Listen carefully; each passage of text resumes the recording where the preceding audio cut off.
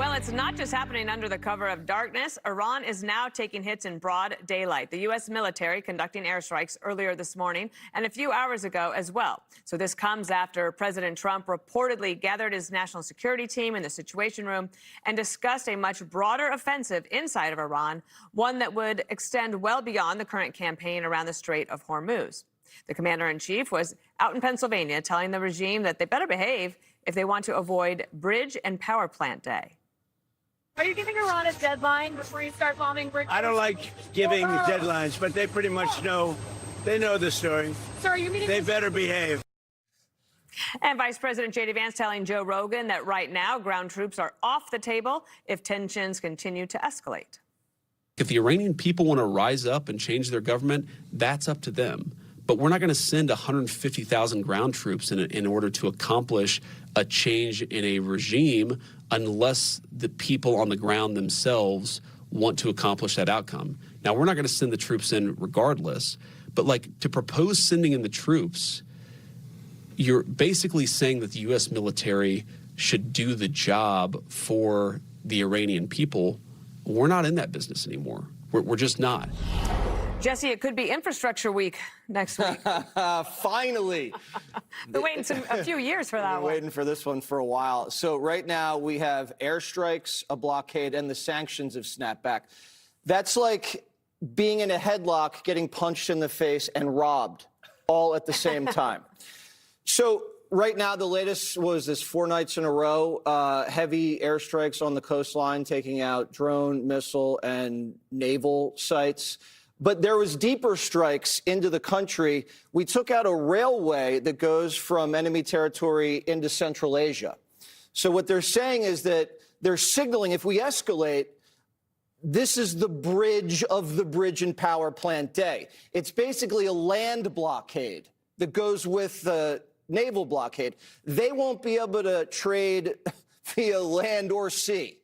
So that's pretty tough. They made such a huge mistake by clipping these tankers, Dana. We gave peace a chance, and they blew it. And now we're going to tenderize them day after day, week after week, while all of these other Gulf states are building pipelines, fast-tracking them around the strait. And you can do these in a year and a half. And so they're trying to get leverage over a strait that might be obsolete in a year and a half. And then they'll have no leverage over the strait, no nuke program, no military, and no money for proxies. That's not a very good place to be. Trump seems very committed. They might not have bridges or power plants. And they might not. And we've threatened this before, and we'll see if they can come to the table. But I don't know. He seems very committed to doing this. He doesn't care about the midterms. He has said explicitly, I don't care about the midterms. He got almost killed by a bullet in Butler. This is legacy. This is safety and security of the American people. Long-term American credibility is on the line, and I think he's going to see it through. Jessica has some notes over there. Let's turn it over to her. I did. So Jesse's best case scenario is that maybe this is a good situation in a year and a half. That seems like a while to wait for. I think we have a good handle on things, Jessica. We haven't been hit.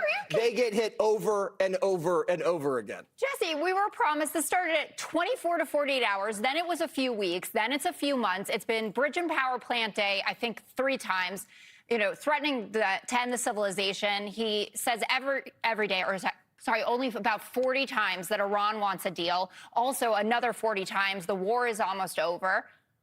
It feels like BS at this point. You know, we've tried bombs. That didn't work. We tried diplomacy. What do you mean bombs didn't work? I think we destroyed their entire military.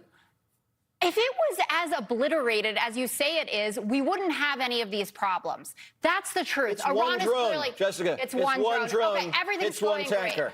Great. I mean, Donald Trump has made it clear that if he can get on TV and say the markets love what's going on, that it's going to be fine. And the timing of it, you've even made jokes that things have got to be ready to go by Monday morning. You get a little off time by the weekend. Commercial breaks. Oh, I'm sorry. Those jokes are off the record, Jessica. Well, now they're on the record, Jessica.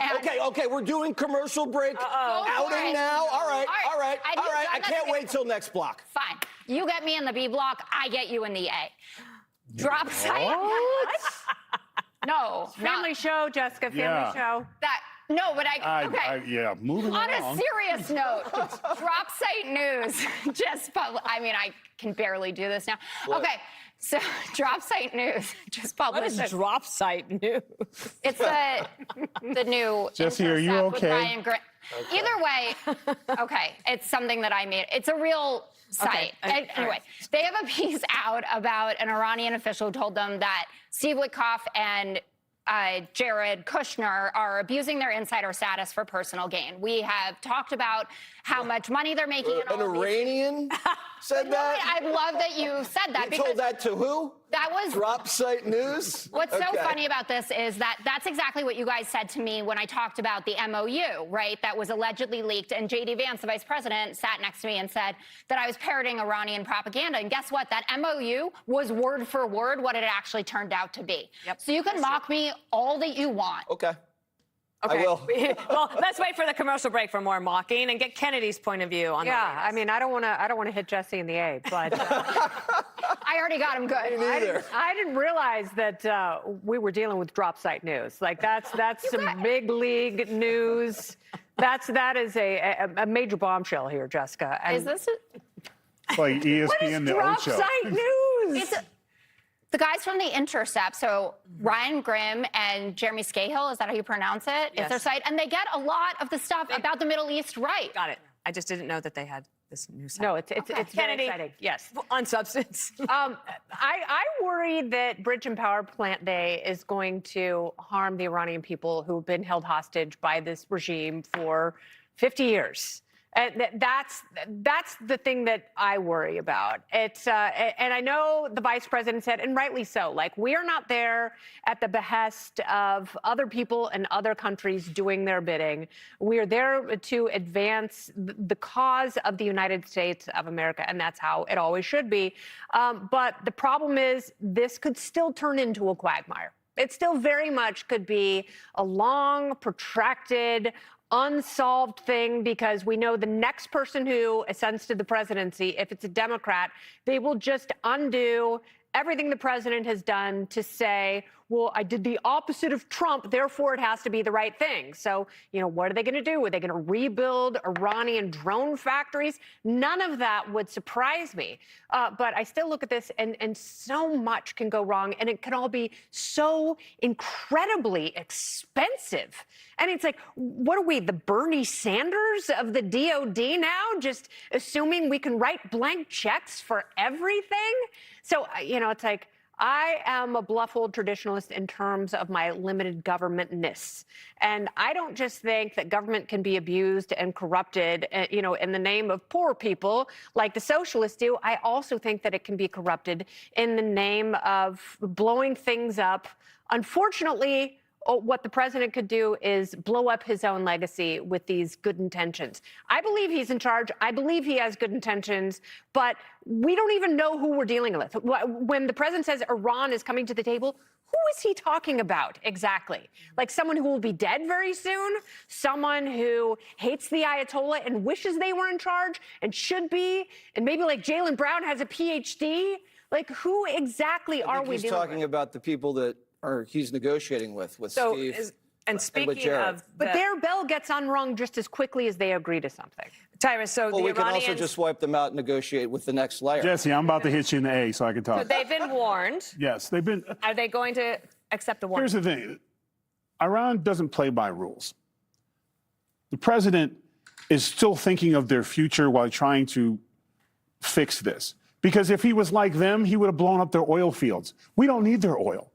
And China would have been affected. It would have been a domino effect of the United States control. But because we wear white gloves and we think about the people, and he's letting them know we could do this. They don't. They use their own people for shields. So what's going to end up happening is the only way that this works is their leader, the head of the snake, has to be completely cut off, because they've been going to the table for 47 years. The Obama administration gave them money. They didn't build schools. They didn't fix things. They got a nuclear program. They sponsored terrorists. So for 47 years, every president has failed. The closest we've gotten to this is the fact that he is now showing them strength by power, but with restraint. And he will continue. That's why this is taking, but again, this is 4 months. He has done more. They keep coming to the table to buy time. and more smart to it. So what he needs to do is, you hate to say it, but America has to be ruthless because that's all they understand. And so he's doing exactly what he's giving them every opportunity, because this president, it is peace with power, because he's still thinking of the people and Iran does not. And also the thing that's different for this president is that you had the incredible intelligence between the United States and the Israelis that led to the decapitation of the people that were there at the meeting, at the Zoom, that should have been a Zoom. You have new technologies that can do things on both sides, right? The drone can attack the cargo ship, but then we are able to do a lot of things where you don't have to have boots on the ground. Be sure to like and subscribe for all the Fox News latest on YouTube, and catch full shows streaming now on Fox One.